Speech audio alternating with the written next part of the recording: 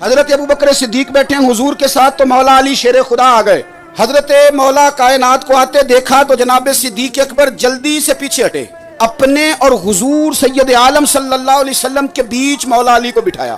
ادب کا خطبہ نہیں پڑھا, ادب کا لیکچر نہیں دیا, انہوں نے ایک دوسرے کا ادب کر کے دکھایا. جناب ابو بکر صدیق نے جب وہ جگہ چھوڑی, حضرت مولا علی وہاں بیٹھ گئے. حضور کی موجودگی میں کوئی اور تبصرہ کر ہی نہیں سکتا تھا. کون بولے حضور کے سامنے؟ کوئی نہ بولا تو حضور نے خود ہی فرمایا. جب یہ منظر دیکھا نا کہ ابو بکر ہٹ گئے اور مولا علی کو جگہ دی تو کیا انداز ہے, کیا بات کرنے کا طریقہ ہے. حضرت علی کو جب حضرت ابو بکر نے بیچ میں بٹھا لیا تو کریم فرمانے لگے, لوگوں عزت والے ہی دوسرے کی عزت پہچانا کرتے ہیں. یہ عزت والے ہیں جو ایک دوسرے کی عزتیں پہچانا کرتے ہیں. کوئی عزت والا ہی کسی کو عزت دیا کرتا ہے. بس سمجھ لو, اگر ابو بکر کی عزت کرو گے تو صاحب عزت ہو, اگر حضرت عمر کا حیا کرو گے تو صاحب حیا ہو, اگر حضرت عثمان غنی کی قدر کرو گے تو قدر والے ہو, اور اگر علی کرو گے تو پھر کامل ایمان والے ہو. یہ سمجھ لیں اپنی زندگی میں. ویسے بھی آپ سے ایک بات عرض کرنی ہے, اس کو آپ نے یاد رکھنا ہے.